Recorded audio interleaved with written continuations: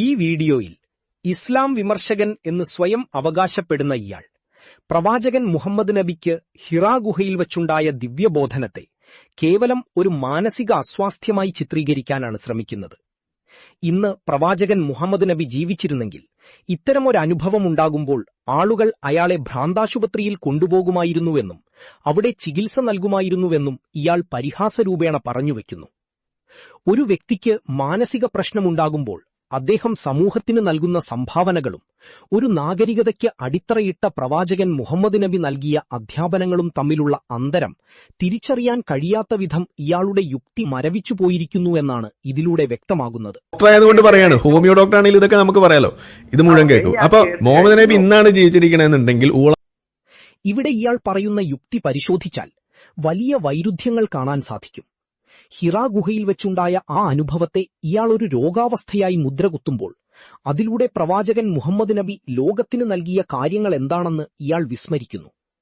ലോകത്തെ ഏറ്റവും മഹത്തായ ഗ്രന്ഥമായ വിശുദ്ധ ഖുർആൻ അവിടുന്ന് മാനവരാശിക്ക് സമർപ്പിച്ചു.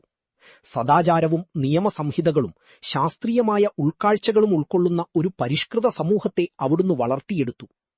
ലോകപ്രശസ്തരായ ശാസ്ത്രജ്ഞരും തത്വചിന്തകരും ഇന്നും അത്ഭുതത്തോടെ നോക്കിക്കാണുന്ന ഒരു ഭരണഘടനയും നിയമവ്യവസ്ഥയും അവിടുന്ന് നടപ്പിലാക്കി.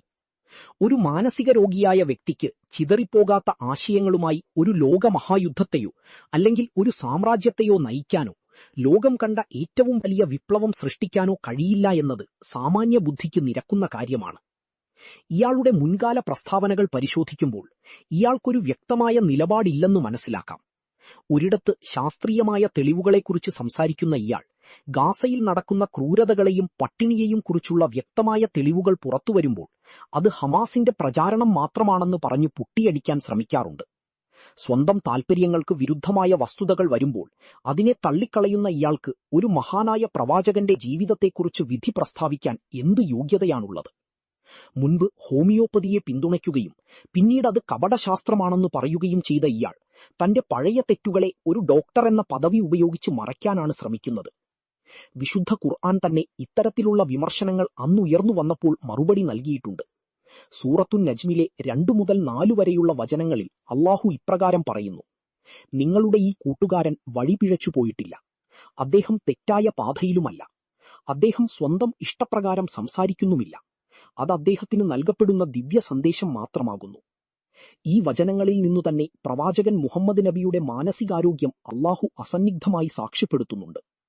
ചരിത്രപരമായി നോക്കിയാൽ മക്കയിലെ അവിശ്വാസികൾ പോലും പ്രവാചകൻ മുഹമ്മദ് നബിയുടെ വ്യക്തിത്വത്തെയും സത്യസന്ധതയെയും വിശ്വസ്തതയെയും അംഗീകരിച്ചവരായിരുന്നു.